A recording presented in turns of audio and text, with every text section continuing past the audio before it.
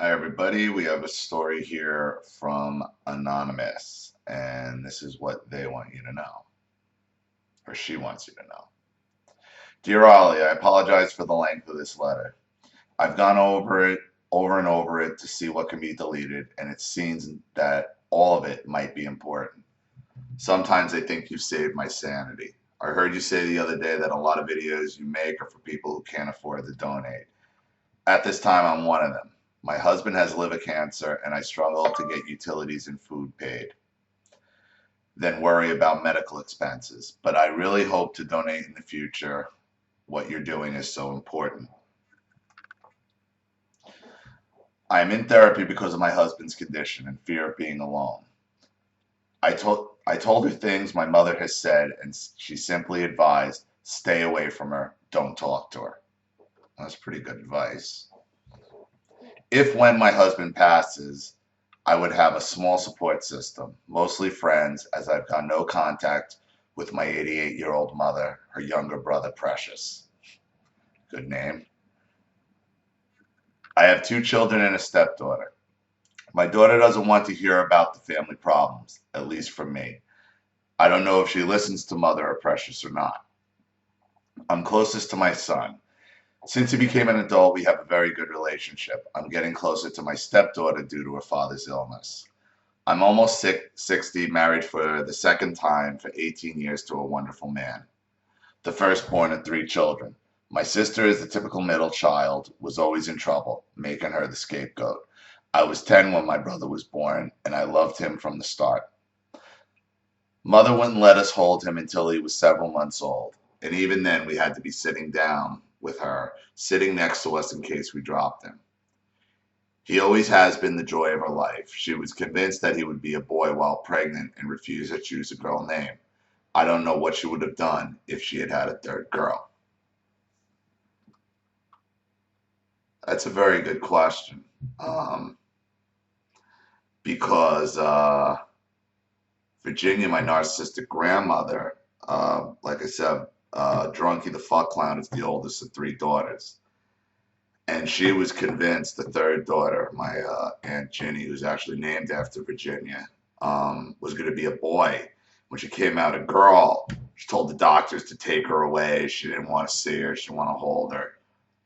And then even told this story all through her life, like at holidays, how she wanted her sent away.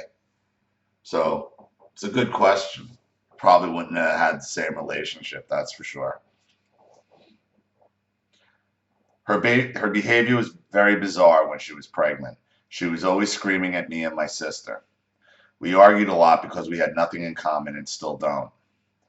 I was ordered to take up for her when she got into fights with neighborhood children, and when we became adults, all she wanted from me was money. I came to resent that. I learned that she would lie to get what she needed, so I quit giving her any money. The most violent episode I remember with Mother is that my sister and I were quarreling, and she told us to stop. Of course, my sister kept on because she knew that Mother would whip us with both of us, and she didn't mind getting a licking so as long as I got punished too. Huh, that's different. I'm surprised she even hit her. You know, my brother would do the same thing to me, knowing I would be the only one getting the shit kicked out of me. But this time, Mother threatened to tie us up with knee socks. This was a first. I know she tied my sister's hands together. I'm not sure about my own. She told us to shut up. My sister opened her mouth and continued to screech. Mother told her if she didn't stop it, she was going to put a sock in her mouth. I have no idea what happened after this. My memory is black. Black, not blank. I don't recall anything about what happened after the episode was over. Mother also had a way to emotionally and psychologically torture me. When I was being bad, usually wanting a friend to come over, which was strictly forbidden, I would cry or express anger. She would pick up the phone and pretend, although I believed her at the time, to be calling the local orphanage, telling them she couldn't do anything with me and asking if they would take me. And you know what? That is so fucking detrimental because my parents did the same thing to me. She used to threaten to take me to Boys Town. And they thought it was so funny, and like I would freak out. And they would tell me how I was going to be raped by bigger boys in there. So it's just a fucked up thing to do. And that's another thing they just laughed at throughout my life. Or pretend to call the hospital, telling them to come give me a shot. I was phobic about shots when I was a child, so these were traumatic events for me. Yeah, she just like torturing you. When this boy was born, it was as if he fulfilled all her needs, and my sister and I were considered mostly problems she had to deal with, and my father went on the back burner of her life. I remember Dad taking us to Long John Silver's and telling all of us that we were only to order fish and chips because the shrimp and other specialties were too expensive. My brother, about 5 at the time, sidled up to Mother and said if he couldn't have shrimp, he didn't want anything. Mother turned to Dad and in a pitiful, pleading voice said, please let him have it or he won't eat. Dad was pretty irritated but gave in. My sister was openly jealous, but I said nothing. This is only one instance of how life went on at all times. Les got what he wanted. My sister and I were told no. That was the norm. Same thing for me and Precious. Like I said, that kid only ate deep fried out of the Fry Daddy chicken wings, tater tots, and frozen dinners and yogurt. That was the kid's entire diet every night. Yet my food was rationed. My sister and I had to pay for our own cars, but Les was given many cars over the years because he was in college. I got a scholarship but was afraid to go on the campus and in the classroom, so I didn't go. Mother didn't want me in college anyway. She thought college was for boys. Girls should work until they're married. Les went out of state, which cost our parents a lot more, but he wanted to be trained in music by someone he considered the best. Nothing but the best for Les. We were not wealthy people, so this meant student loans for our parents to pay. I would consider us middle class during the Carter administration. My teen years were a nightmare. Mother was on me all the time about boys, terrified I would have sex and grilling me every time I went somewhere. The anxiety had started at 8 years old, escalated for no specific reason. I can remember during these teen years that I became agoraphobic. She didn't have to worry about me going out and getting pregnant. I was homebound from ages 18, beginning after my high school graduation until I was almost 22. I did have sex once with my steady high school boyfriend at age 16, who ended up being my first husband 6 years later. And she tricked me into telling the truth. She referred to me as her property and said how much I had hurt her and started taking me to a doctor because my weight dropped from 125 to 97 pounds and I was still losing weight. He was a good old country doctor with a lot of common sense, and he asked her, does Sarah go out with other kids to parties and such? Does she have friends? My mother lied and said she could if she wanted to, but that she doesn't want to go. By that time, I was so beaten down by her, I said nothing. See, that line by your mother, right there, over that statement, is so telling.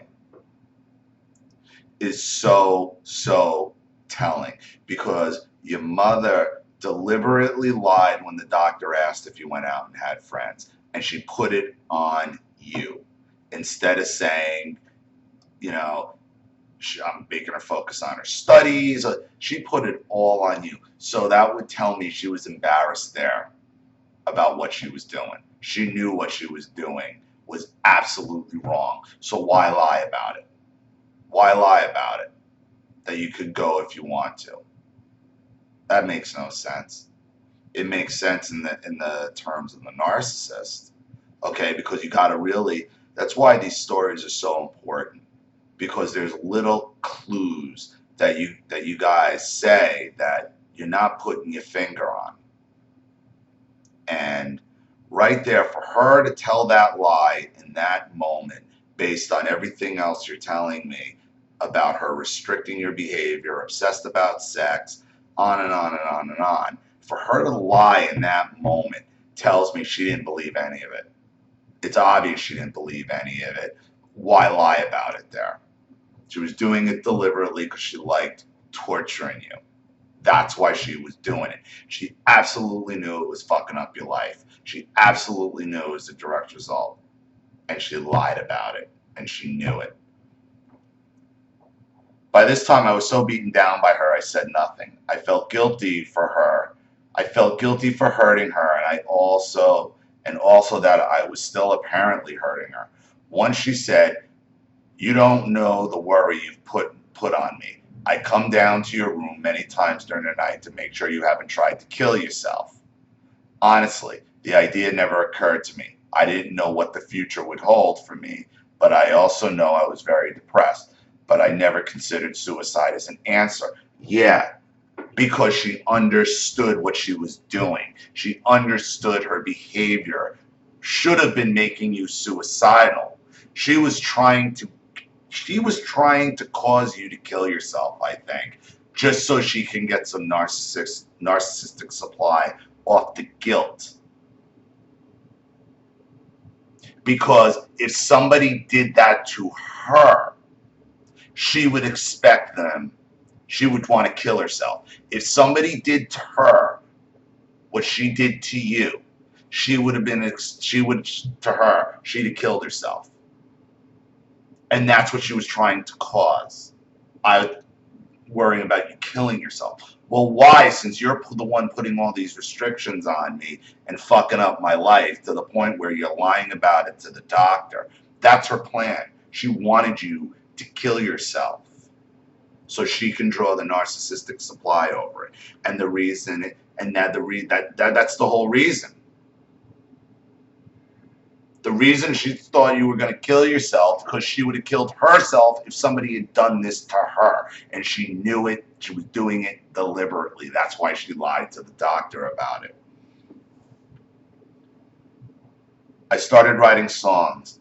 I had taken a few piano lessons and was playing by ear, but I couldn't read music. Someone gave us an old guitar that had 4 strings on it. But I learned to sing and then realized that if I held down certain strings, I could accompany myself. I was making pieces of chords. After several months, Dad insisted I have a full set of strings, and I also got a chord chart. I'm self-taught, but I had many compliments on my music. I had a dream, so I approached my mother about going to Nashville to see if I could get anywhere. I don't know where I got the courage because this was a huge deal to me. I was 20 at the time and still very agoraphobic, but something deep in me wanted this very much, and I was willing to try. Back then, the Bluebird Cafe was auditioning people to appear on stage for 2 to 3 songs for their customers. Sometimes there would be a successful musical artist in the audience or a music producer. It was known hangout for those wanting to find new talent or songs. Mother discouraged me. What a shock. But she said I might get there, or even halfway there, my car would break down, leaving me alone on the side of the road with no money. She even went so far as to say I wouldn't have any friends. I wouldn't have any friends there, and with nobody to help me, I would be raped and maybe even killed. So I threw my dream away. What a fucking shame. I should have gone on, but I couldn't do anything without her support, and she knew that. That's what the narcissistic spell is all about. It's them able to manipulate you away from your dreams. This is a woman who is trying to get you to kill yourself. She's going to say whatever she can to keep you in that house, not let you go out and prosper and succeed and follow a dream. Shit, that would make her suicidal then. But you were too immersed in the narcissistic abuse to know that then. I mean, you're 20 years old. I mean, you're almost 60 now, so you're talking back what Carter administration, 70s, 80s. I mean, come on. Nobody knew. Nobody was talking about this type of stuff. Nobody. And you thought you were alone, and you thought there was something wrong with you, and you thought you were the only one. And that's just not the case. But that's why it was able to fester for as long as it did. What I didn't know, but I found out recently through Dad's sister who's still living, is that my father is that my father called her, his sister, about the same time in 1997 and told her that he sure did wish I was going to Nashville. He thought I had the talent to make it. But he said, I asked her mother, and her mother said that she had already mentioned it to me, and I refused to go.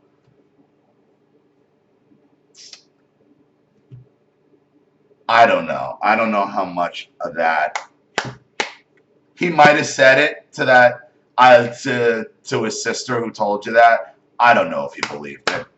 He might have said that just to make himself feel better. He was living there with you the whole time. That there's this type of enabler, and that seems like what your dad was, who likes to likes to bury their head in the sand. I mean, this is just the bury your head in the sand type of enabler, and I think that was to try to relieve himself of some of the blame and some of the guilt. Because if he felt that strongly about it, then why didn't he say anything at the time? Why didn't he talk to you one-on-one about it if he felt so strongly? No, he mentioned something to his sister, hoping it'll get back to you, or he was looking, he was looking for backup of like, yeah, I don't know, to me, that's your father trying to relieve his own guilt. And I know you have it seems like you have pretty strong feelings about your father, but I'm not going to sugarcoat it here. I'm not going to sugarcoat it here. Your father buried his head in the sand. So he either knew or he deliberately buried his head in the sand so he didn't have to know.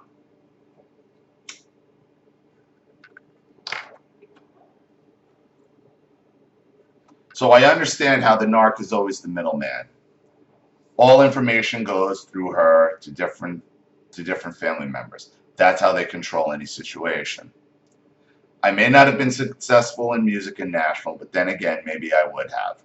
And that's what keeps you up at night, is the what ifs. There's nothing worse than not trying, and that's what I've kind of discovered, like with they're doing this and this channel, and I can live with a lot of things in life, and I think we all can. But there's nothing worse than you can try and you can fail, but you get over that. It's the never trying and the what if that'll fucking eat you away. And that's just a hard thing to deal with. That's a hard thing to deal with. And then you couple that with the cause of it being raised by a parental unit that was supposed to protect you, but in turn was actively trying to destroy you. It's devastating. It really is. I stayed home and got a part-time job. It was a good job, secretary in a small country school, but the anxiety about leaving home made it difficult for me to even go in and do any kind of job. I liked the school, my boss and the teachers, but I would go home and sleep for hours to recuperate from the stress. I should add that mother also had a job in the school, helped me get hired, so she was there. So it's not even really a job, because how are you even going to have any sanity or peace of mind when your mother is there? And in the back of your mind, you're always going to tell yourself, I didn't get this job on my own. I only got this job for her, and this isn't real, and you're going to downplay it regardless of how well you did the job or how successful you were at the job, because she's still there, and it's not separate from, it's still part of that narcissistic circle. I got married right before I turned 22.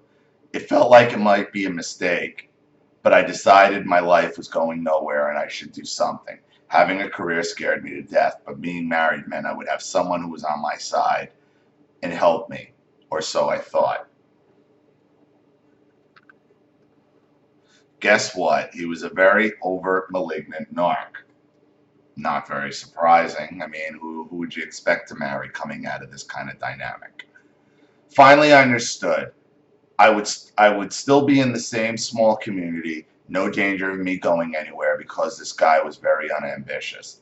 One day someone told us of a full-time job at a church in the next town over, and I refused because my school job was about to go full-time and I was only 1 mile away. My new husband was very angry because he said I would be making more money.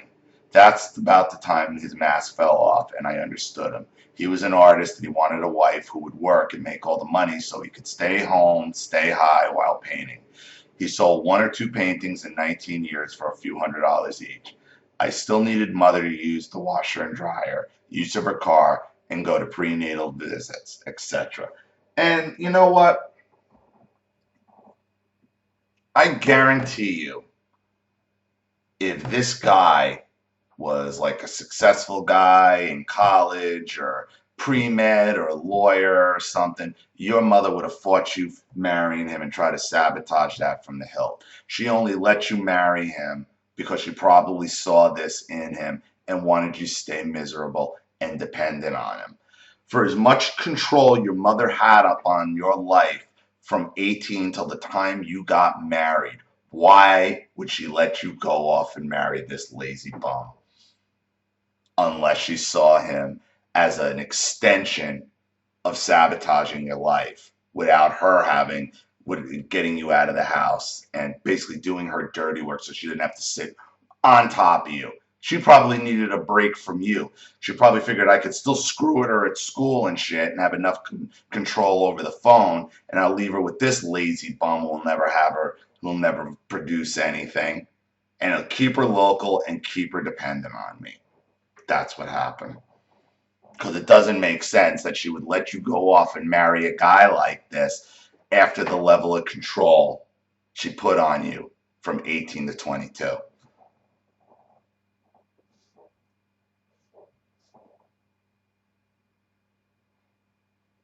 He was just one more person who was against me when the love bombing stopped. Nothing I did was right.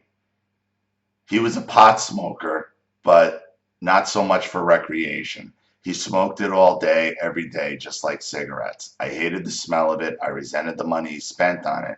And since I don't like smoke of any kind, I was never interested in smoking it. Now I believe he has some serious issues. He's trying to self-medicate. I often wondered why mother approved of this marriage. I told you. I explained this, and it's funny because I just explained this. Finally, I understood. I would still be in the same small community, no danger of me going anywhere because this guy was very ambitious. One day, someone told us of a full-time job at a church the next town over, and I refused. My school job was okay, I must have skipped a paragraph. That was about the time his mask fell off. I understood him. He was an artist, 19 years. We sold a plot of land we had and intended to use the money to build a house on land his father gave us. It was never finished while I was married to him. We tried living with my parents until the house was finished. It soon became obvious it wasn't going to be finished unless he got a job, and that wasn't happening. By this point, I had two children, 13 and 7. I was determined to be a stay-at-home mom. I still had bouts with anxiety depending on our circumstances. Husband made the joke to his friends in front of me that all I have to do is scare Sarah about something and she'll drop 30 pounds in 2 months. It was true. I would go through these episodes over a lack of any kind of security. We had no insurance on us or the children, and that worried me. Also, I was terrified every time a car pulled into the driveway thinking it was the IRS coming after us because he still had a record of outstanding back taxes. Very responsible way to live. Sorry I'm smoking here, but I'm a disgusting smoker, so I'm trying to quit it. I got tired of mother making snide comments about us still being there, so about mid-October I told him we would be moving into the house the 1st of November, regardless of whether it was finished or not. We had no running water, no heat, other than an old drum wood stove, an outhouse in the backyard, and the electricity was only partial, which is customary when building a house, not while people are living in it. There weren't even walls up, and cooked on a 2-burner hot plate and hauled it in water for 4 years. Wow. My parents had a split level that was almost 3,000 square feet. They had a finished garage to make it into living quarters for Precious when he was living at home. So I don't think the space was that much of an issue. Mother simply wanted control and she wanted us out. It was a way of punishing me. I lost 40 pounds when we moved. Listen, they'll do anything to make you miserable. They'll get you at your low point, they'll kick you when you're down, and that's when they'll release their diabolical plan.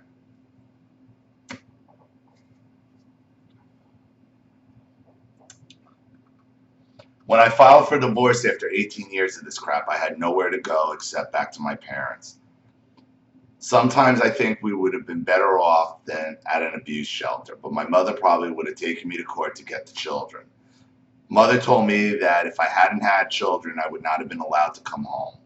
I had a friend across the road, and every time I went to see her taking the children, Mother got upset and said I didn't cook Dad's supper.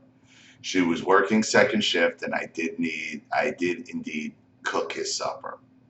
She made it plain my friend wasn't welcome to come over, so we were reduced to phone calls when nobody was home who might pick up an extension. It was the same as my childhood. No friends allowed. Incredible. Your mother's just a sadistic bully. Your mother's a sadistic bully because she should have stopped the marriage to begin with if she actually gave a shit about you. But like you said on that paragraph, I kind of screwed up because I don't think I skipped that first line about why your mother would do that. Your mother set you up in that marriage, let you go after this. Like here, you're right back to the same level of control. So again, why did she let you marry him? Why? She knew it. This has been her plan, and her plan was playing out perfectly for her. My brother had an emergency appendectomy, and my parents drove to Ohio to be with him. I was talking about them in a negative way on the phone to this friend, and at the same time, I was crawling under the kitchen table to see if there was a voice activated recorder there. I knew Mother was perfectly capable of that. My friend thought I was joking when I bumped my head and told her what I was doing when she asked. Her only response was, "Your mother is crazy as hell." But she had found my diary once, so I burned it and learned never ever to put my feelings down in writing because she had shamed me over some of my very private thoughts. There was no respect for my privacy. Another diary violated. I spent most of my teen years of my young life being Mother's best friend, her only friend. She tried to triangulate me away from Dad. She told me things she should have told a friend at her age, not me. When she was home and I was with her every second. I had no other friends at this point. I believed I couldn't live if she died. I learned to agree with her about everything, even when deep down I didn't agree.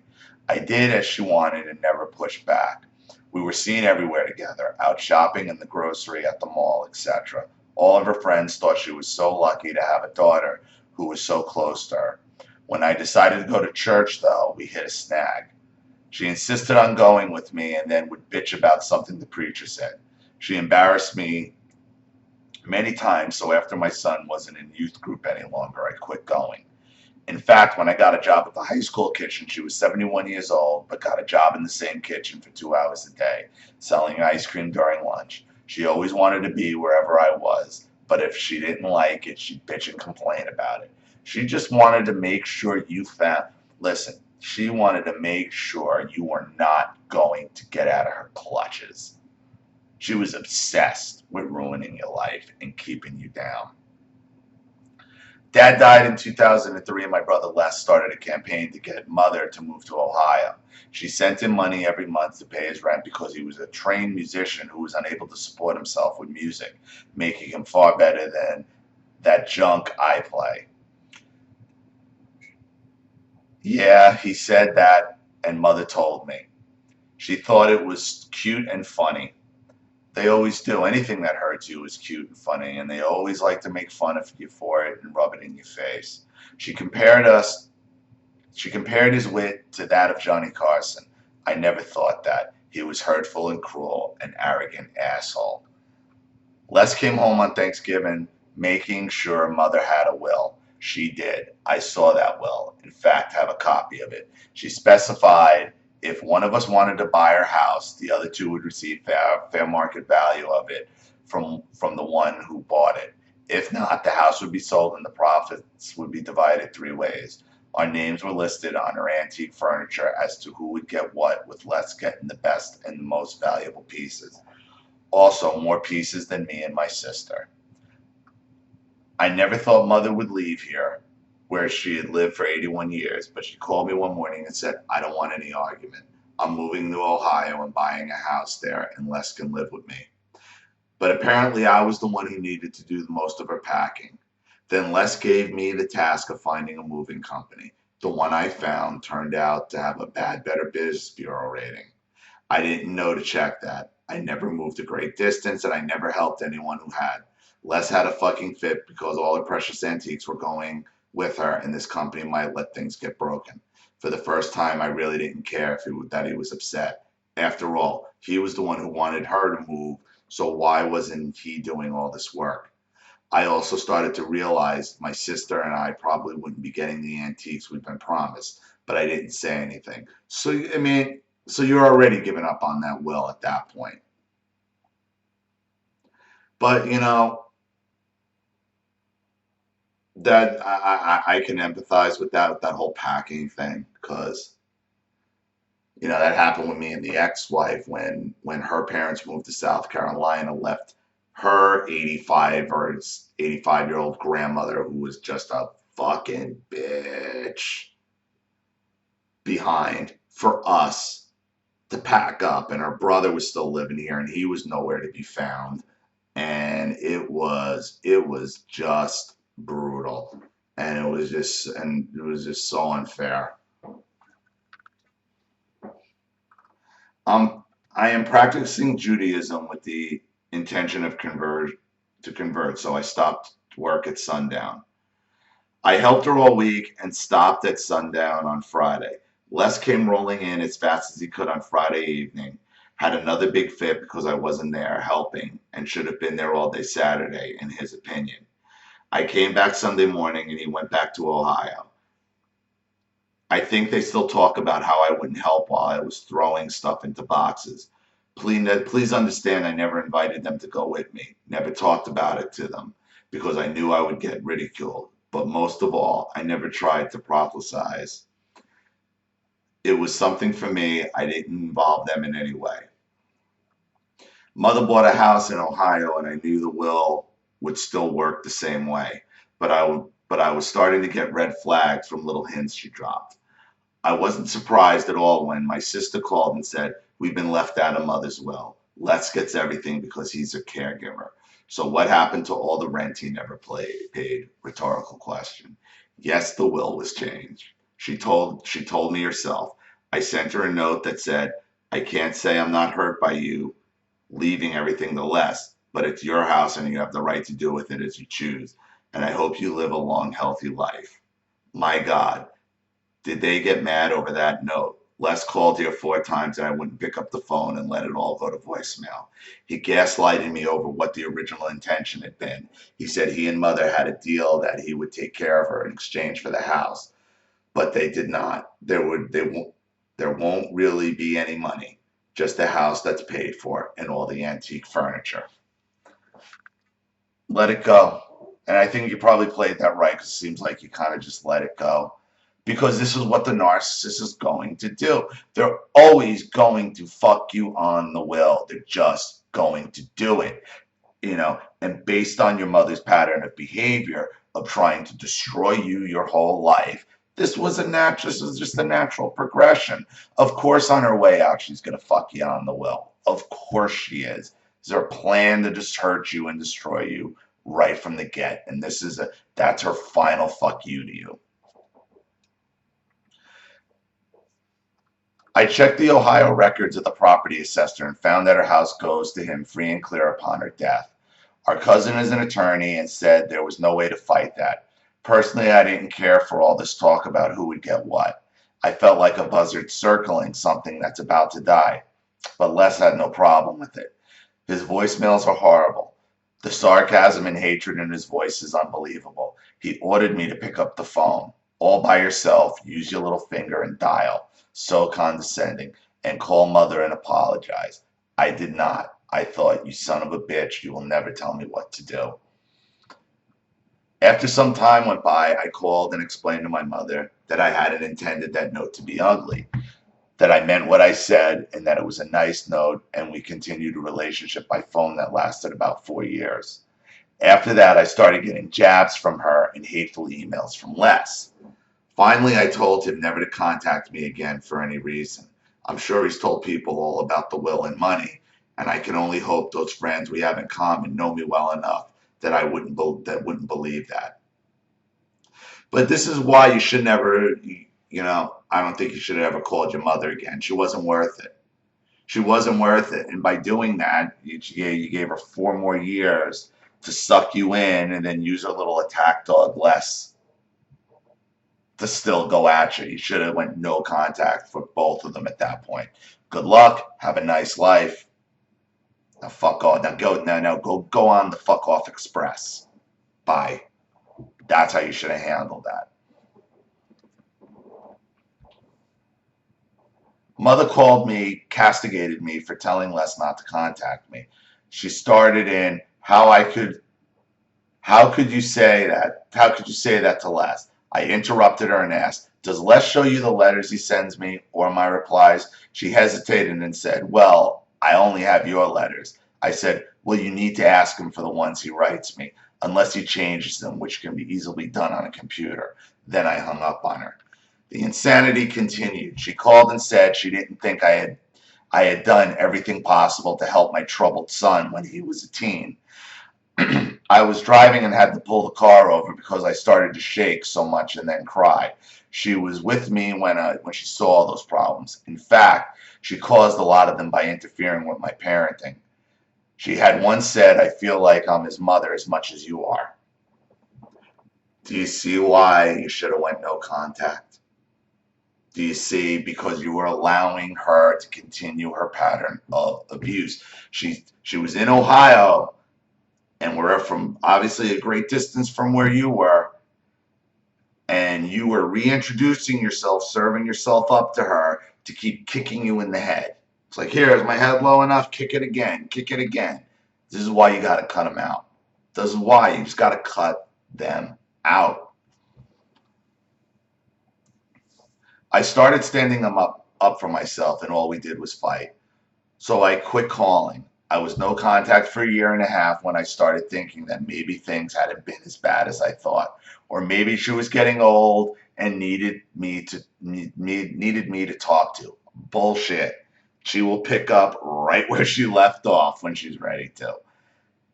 So I called. She never even asked why there had been a year and a half of silence from me. But I could see that in the meantime, I was now the scapegoat and my sister was the flying monkey. We had switched positions. Recently, several months ago, she asked me what I was going to do when my husband died. I told her I didn't know. She said, well, oh, here we go. Here we go. Round three. She's gonna offer up. Well, you could always go back and live with your ex-husband. Oh, I thought she was gonna say back here. And then you'd be restricted at 60 from having friends. You wouldn't have to marry him or anything. Well, you know what? It is the same thing because that ex-husband was nothing more than an extension of her. So she doesn't want you going there and fucking up with Golden Boy Precious Lasks. No. She still has her surrogate, do you understand, who destroyed your life, who she let you go off and marry. Now she's offering up, I can get you right back in the pattern of abuse from however far away I am after a year and a half of no contact. She then kind of laughed in a sarcastic way. I can't believe I finished the conversation nicely, but I knew when I hung up I would never be talking to her again. My sister had lost her job and became homeless. I had my hands full with my husband's diagnosis, and we truly didn't have room for her. With her being a flying monkey, I have cut contact with her anyway. Les told her you can either go to the Salvation Army or pick a bridge and live under it. Hilarious, huh? Mother thought it was. She thought it was the cleverest remark anyone had ever made. She said the Salvation Army was good for my sister. Mother and Les have a guest bedroom in a large house. There was room for her. They just didn't want her. I have my hands full with my husband's illness, and we really don't have any room anyway. I'm not even in town where she would be looking for a job, so I would have So I would have had to leave my husband to drive my sister everywhere she needed to go. She spent about 2 years at the Salvation Army getting back on her feet. And I really question your mother and Les's relationship. Those mama boy types crying over mother, probably wants to have sex with mommy, and mommy wants to have sex with him if they didn't already. Because that's exactly what this sounds like.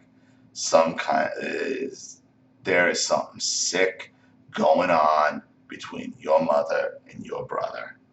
I guarantee it. I guarantee it. I knew then I would be told the same thing if when I lost my husband, if I wasn't able to keep this roof over my head. I had been angry, but now I started learning how to hate. Keep in mind, I am the daughter who stayed with her for 2 weeks when dad died. Doesn't matter. Doesn't matter what you did. That's expected of you. And moved in through 3 or 4 subsequent illnesses, stroke, and surgery. I brought her groceries in for her, did whatever needed to be done. But now they say I did nothing. And they say even the neighbors asked her if she had any relatives in town. I tried to have a relationship with her, even with all her ugliness. Then I learned about Stockholm Syndrome and realized what the fuck had been going on for the last 40 years. That's the reason this is so long. It's hard to condense 60 years of living being controlled and abused by a narc mother and then first husband. As for Dad, I don't know if he was an enabler. Of course he was. Of course he was. Didn't even sound like much of a man. Sounds like Les was more her husband than your dad was. There is something sick going on in your mother and brother's relationship. He tried to argue with her to stop her. I know if he was alive, there wouldn't be just one child inheriting everything, especially Les. Mother liked to say Dad was jealous of her relationship with Les. There it is. I think it was a little more than that. He tried to talk with me about this during my first marriage, toward the end of it. Dad was jealous of her relationship with Les. He tried to talk with me about this during my first marriage, toward the end of it, but I had no answers for him, as I knew nothing about narcissism. He was very distraught, didn't understand why Mother would pick up and leave and ride the bus to stay with Les for however long she chose after she wasn't able to drive that far anymore. I don't think she cared about Dad anymore. She rode the bus.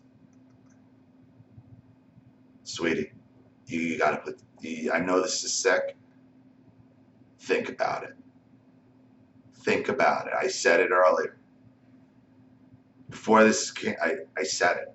There's something sick in your mother and brother's relationship, and your father knew it. He was trying to find out because he didn't understand it. He was trying.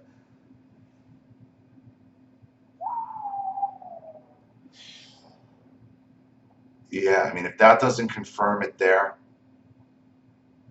I don't know what does. See, I think your mother believed that a man, because she was obsessed about this husband thing, a husband can leave you at any time. Son never will.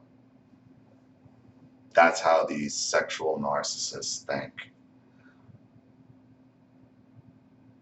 It's like giving birth to your own husband. That's why. That's why she hated you and your sister, because you really are no use to her. But he is. He's the husband she gave birth to. That's what it is. I left him alone and he wasn't a happy man. My most powerful memory of him is when I sang Landslide for him and he said, "There's such sadness in your voice," and he had tears in his eyes. There's so much more I could tell you about what went on during my lifetime, but I try to only hit the high points, and these things might be important. What I would like your opinion on is, why did my mother seem to change so suddenly when she gave birth to a boy after 2 girls? Because she gave birth to her husband. That's why. That's what she wanted. Females were valueless to her. And I think if my narcissist, I think of Virginia, my Aunt Ginny was a boy instead of a girl, it would have been the exact same thing. It seems she wore the pants in the family from then on. And my brother turned out to be gay, and she was absolutely delighted after she got used to it. Okay. Huh. Turned out to be gay. Well, what can turn you gay quicker than your mom fucking sexualizing you?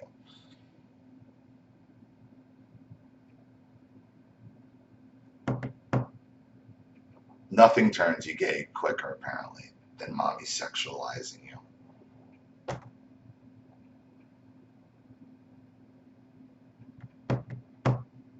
That's the answer to your question. Because if when I said it earlier, you were saying no, Les is gay. How do you think he got gay? Now, some people are born gay. You know, if I've talked about kids you knew from birth they were gay. You said he turned out to be gay. So it was a shock to some people. He had to come. She's riding the bus. She said, that's what it is. At first, she told me she was embarrassed and ashamed of him. She would deny that now, but she did say it. We were standing in her kitchen and I was defending him, telling her he would indeed have a happy life. It would just be with another man instead of a woman. Turns out there's nobody, just one night stands that she doesn't know about. So she thinks he has no sex and that delights her. Why did she want me? And well, before I even get to that,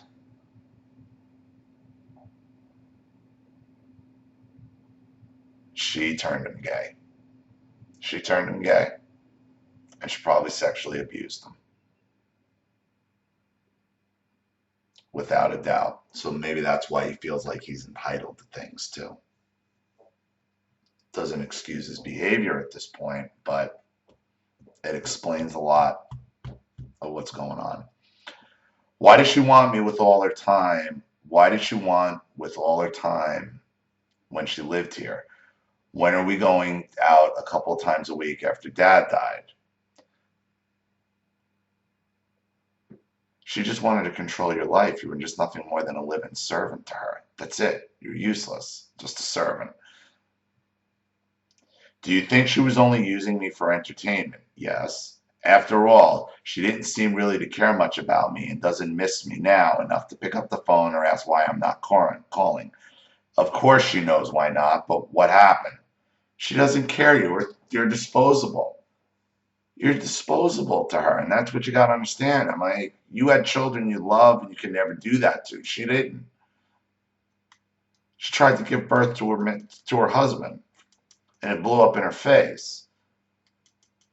If he was born first, you and your sister never would have been born. Think about that. If he had been born first, there would have been no need for any other children. She had her man husband, and she'd have been an only child.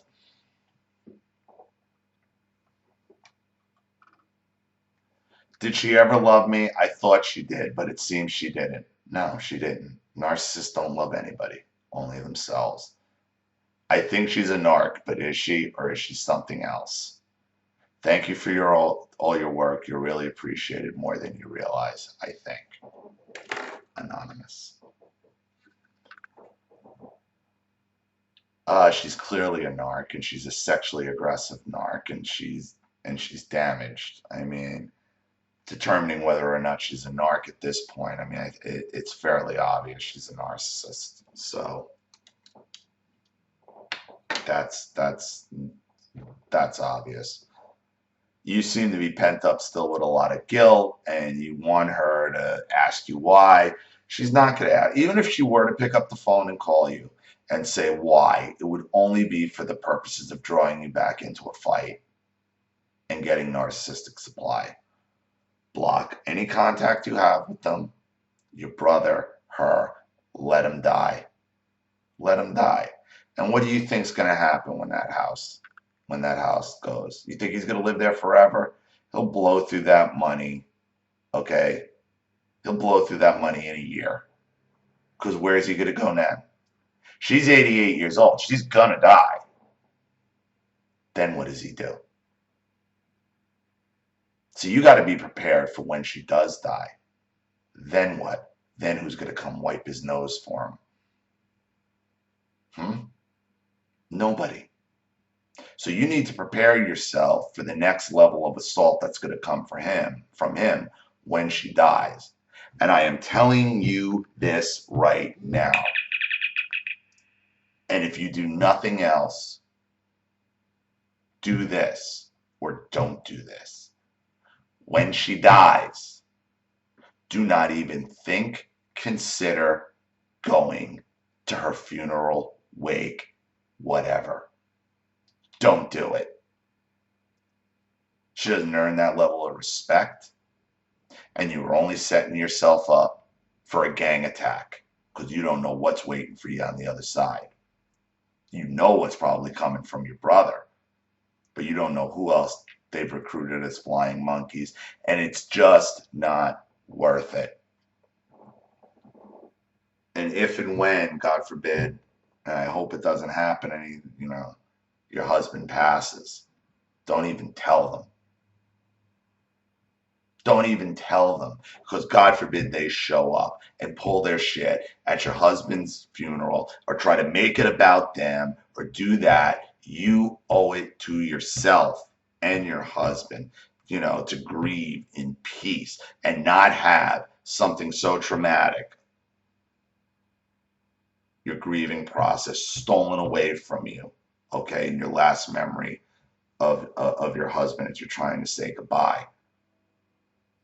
Do not tell them. Do not let them know. And you need to have people at the funeral or at the wake on the lookout. If you see them, get them out of here. They are not welcome here. They are not welcome here. So, thank you for your story. I really appreciate it. I hope things get better for you. I understand.